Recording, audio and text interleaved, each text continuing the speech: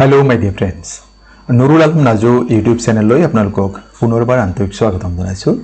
Ajir বিষয়বস্তু general knowledge MCQ.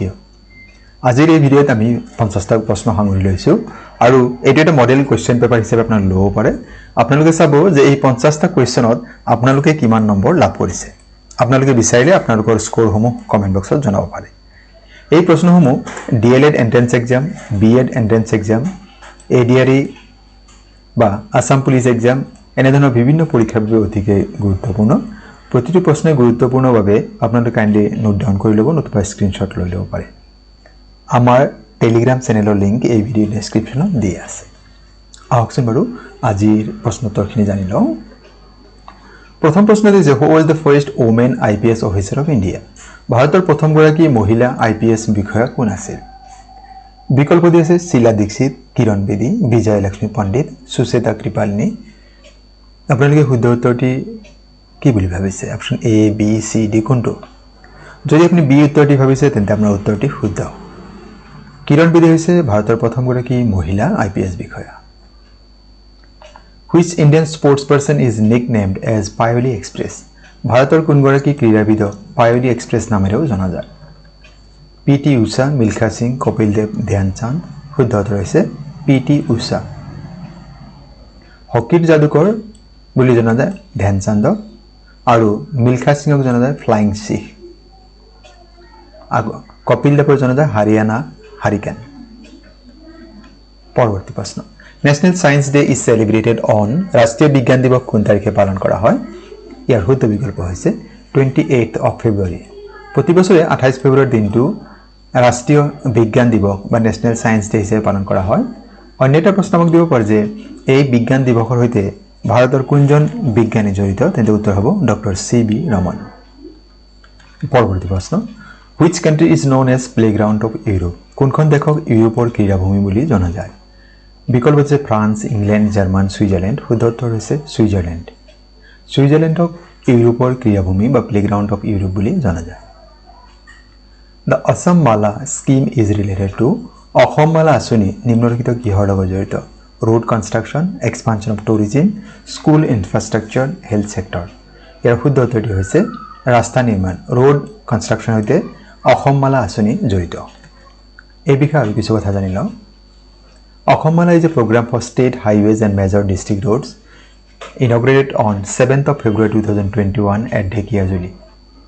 কেতিয়া আৰম্ভ কৰা হৈছিল? 2021 চনৰ 7 ফেব্ৰুৱাৰী তাৰিখে আৰু এয়া ইনগ্ৰেট কৰিছিল ভাৰতৰ প্ৰধানমন্ত্ৰী নৰেন্দ্ৰ মোদী ডাঙৰীয়া। ভাৰতমালা যিটো আছে ইয়াৰ আক্ষৰিক অৰ্থ হৈছে ইণ্ডিয়া গাৰ্লেণ্ড প্ৰজেক্ট আৰু ভাৰতমালা প্ৰজেক্ট আৰম্ভ হৈছিল 2015 চনৰ 31 জুলাই তাৰিখে আৰু এয়া ভাৰতবৰ্ষৰ যিটো কেন্দ্ৰীয় মন্ত্ৰী আছে ৰোড ট্ৰান্সপৰ্ট এণ্ড হাইৱেজ তেওঁলোকৰ অন্তৰ্গত হয় আৰু এই যিটো ভাৰতমালা বা অসমমালা ইয়াৰ মটো হৈছে road to prosperity. The cleanest village of India and Asia Mawlynnong is located in which Indian state? ভাৰত তথা এছিয়াৰ সবাতোকৈ পৰিষ্কাৰ গাঁও মৌলিন নং ভাৰতৰ কোনখন ৰাজ্যত অৱস্থিত? কেৰেলা, মেঘালয়, মিজোৰাম, কৰ্ণাটক। শুদ্ধ উত্তৰ হৈছে মেঘালয় ৰাজ্যত অৱস্থিত। The cleanest village in India Mawlynnong village is also known as God's own garden. এই গাঁওখন মৌলিন নং ইয়াক ভগৱানৰ নিজা বাগিচা বুলিও জনা যায়। পৰৱৰ্তী প্ৰশ্ন, who is the first person from Assam to clear the Indian civil service examination?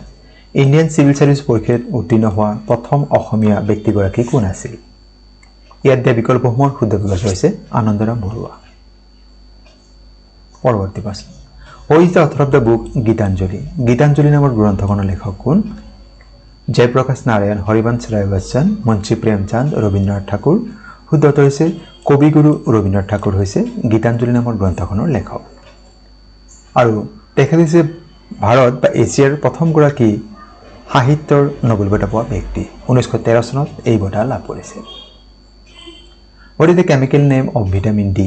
Vitamin ডিৰ ৰাসায়নিক নাম কি? Oxalic acid, acetic acid, ascorbic acid, calciferol. শুদ্ধ উত্তৰ হৈছে কেলচিফেৰল। ভিটামিন ডিৰ ৰাসায়নিক নাম হৈছে কেলচিফেৰল। বাকি কেইটা ভিটামিনৰ কি নাম আছে তাকে এবাৰ জানিবৰ চেষ্টা কৰিম vitamin A retinol vitamin C ascorbic acid vitamin D calciferol vitamin E tocopherol আৰু vitamin K phylloquinone vitamin K সম্পৰ্কে আমাক প্ৰায় এটা প্ৰশ্ন দিয়ে দেখা যায় যে কোনবিধ ভিটামিনে আমাৰ তেজ গুড মৰাত সহায় কৰে আছে ভিটামিন কে পৰৱৰ্তী প্ৰশ্ন Which scientist first gave the name cell? কুক শব্দটো কোনজন বিজ্ঞানীয়ে পোনপ্ৰথমে ব্যৱহাৰ কৰিছিল Robert Hooke sir Isaac Newton Alexander Graham Bell Charles Darwin শুদ্ধ উত্তৰ হৈছে ৰবাৰ্ট হুক অপশ্যন এ আমাৰ কাৰণে শুদ্ধ উত্তৰ Robert Hooke was an English scientist who coined the term cell and discovered it in 1665 তেখেত ইংলেণ্ডৰ এজন বিজ্ঞানী আছিল আৰু তেখেতে এই কুক শব্দটো পোনপ্ৰথমে ব্যৱহাৰ কৰিছিল কুক আৱিষ্কাৰ হৈছিল 1665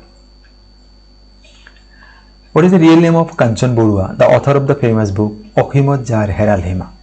Okhimot Jar Heral Hima নামৰ জনপ্ৰিয় গ্ৰন্থৰ লেখক কাঞ্চন বৰুৱাৰ আসল নাম কি? মুনিন বৰকাকতি, মানিক চন্দ্ৰ বৰুৱা, ভুৱন মোহন বৰুৱা, মহিম বৰা, শুদ্ধ উত্তৰ হৈছে ভুৱন মোহন বৰুৱা। এই গ্ৰন্থখনি 1945 চনত প্ৰকাশ পাইছিল। What is the density of population of Assam as per 2011 census? 2011 চনৰ লোকীয় পৰিয়াল তথ্য অনুসৰি প্ৰতি বৰ্গ কিলোমিটাৰত অসমৰ জনসংখ্যাৰ ঘনত্ব কিমান? ইয়াৰ শুদ্ধ উত্তৰ হৈছে 398 আৰু যদি কোৱা হয় ভাৰতৰ জনসংখ্যাৰ ঘনত্ব 382 জন প্ৰতি 1 বৰ্গ কিলোমিটাৰত আৰু বিহাৰত সৰ্বাধিক জনসংখ্যাৰ ঘনত্ব প্ৰতি 1 বৰ্গ কিলোমিটাৰত 1106 জন ব্যক্তি আৰু ইয়াৰ পিছত আছে ওয়েস্ট বেংগল 1028 আৰু কেৰালাত আছে 860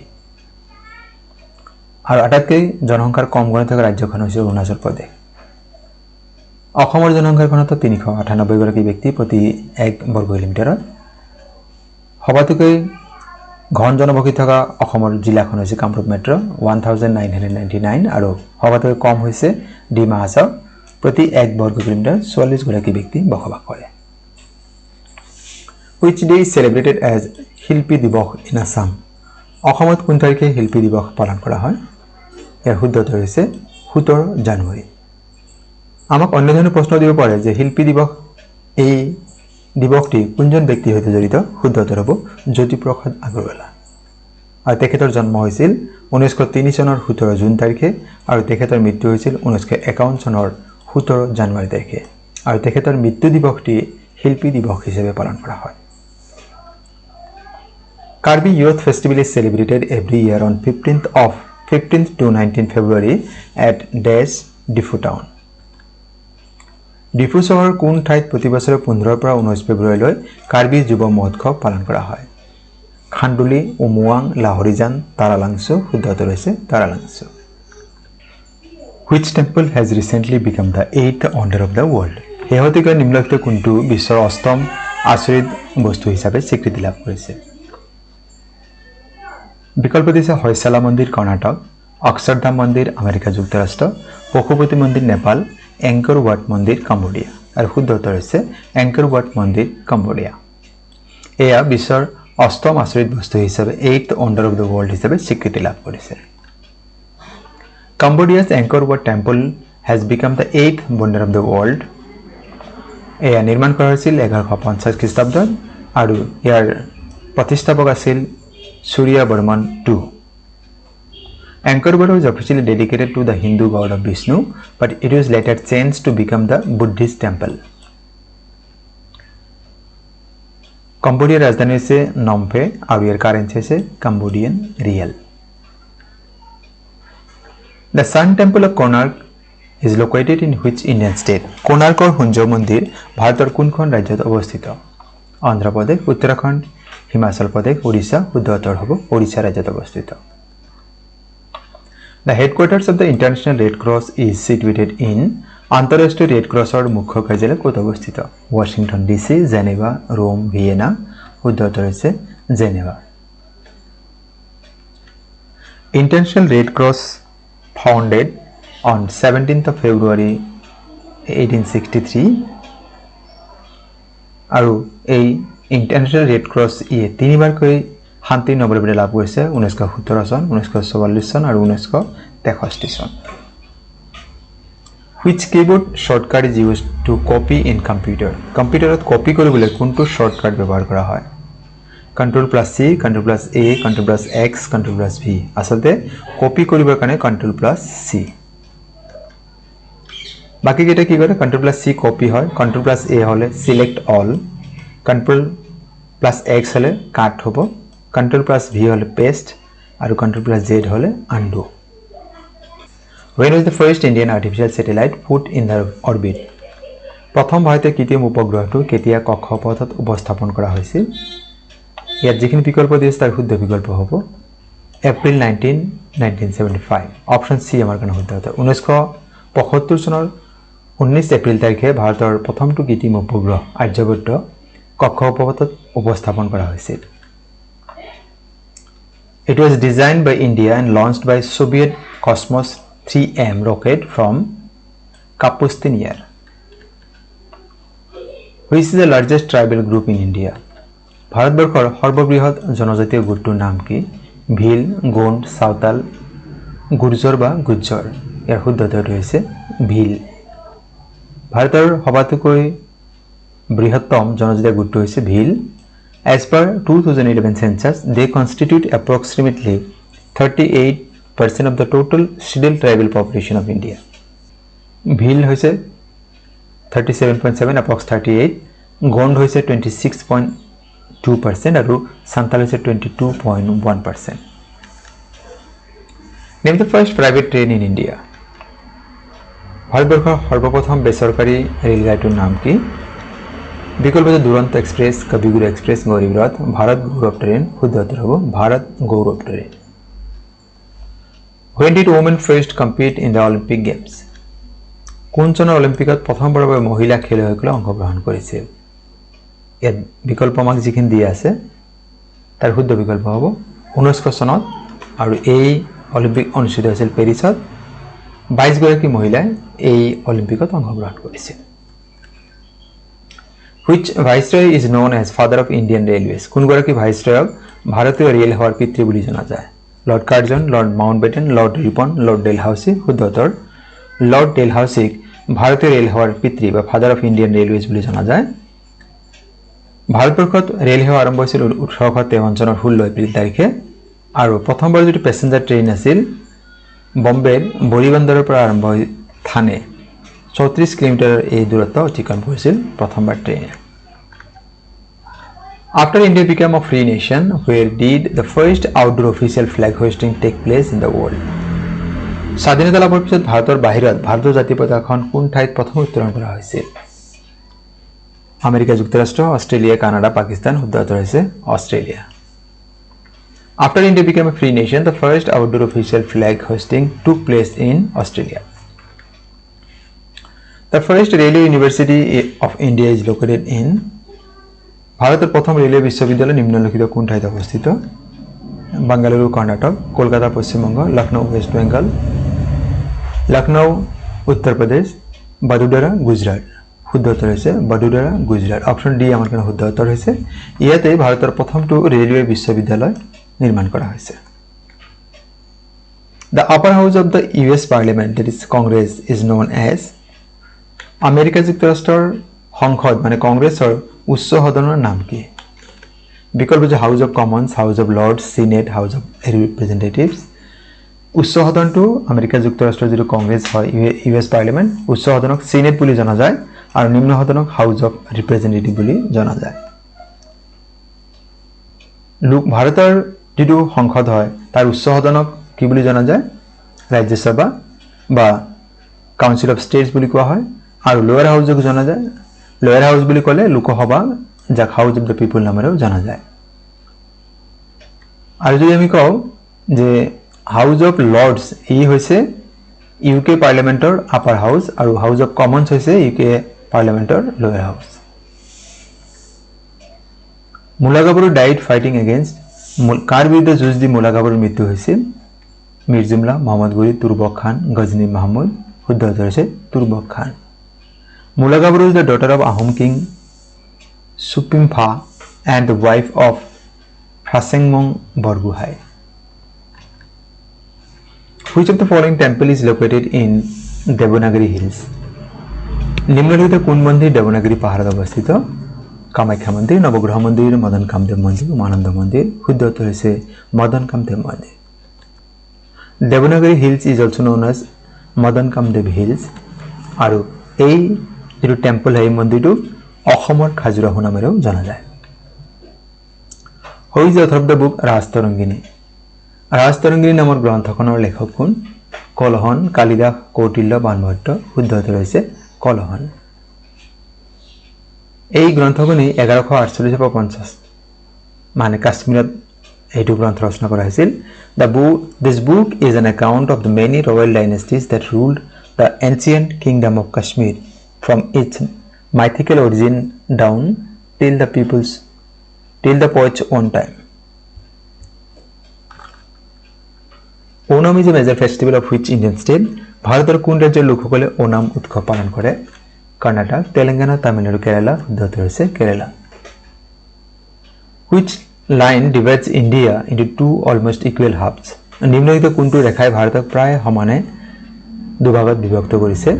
প্ৰাইম মেৰিডিয়ান বা মুখ্য বা প্ৰাথমিক দ্ৰাঘিমা ৰেখা, ট্ৰপিক অফ কেঞ্চাৰ কৰ্কট ক্ৰান্তি, ইকুৱেটৰ ভিষুৱ ৰেখা, ট্ৰপিক অফ কেপ্ৰিকৰ্ন মকৰ ক্ৰান্তি। শুদ্ধ উত্তৰ হৈছে ট্ৰপিক অফ কেঞ্চাৰ, যাক আমি কৰ্কট ক্ৰান্তি বুলি কওঁ। এই ৰেখাডালে ভাৰতক প্ৰায় সমানে দুভাগত বিভক্ত কৰিছে।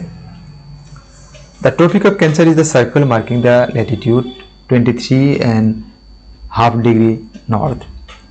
The Tropic of Cancer passes through these 8 Indian states.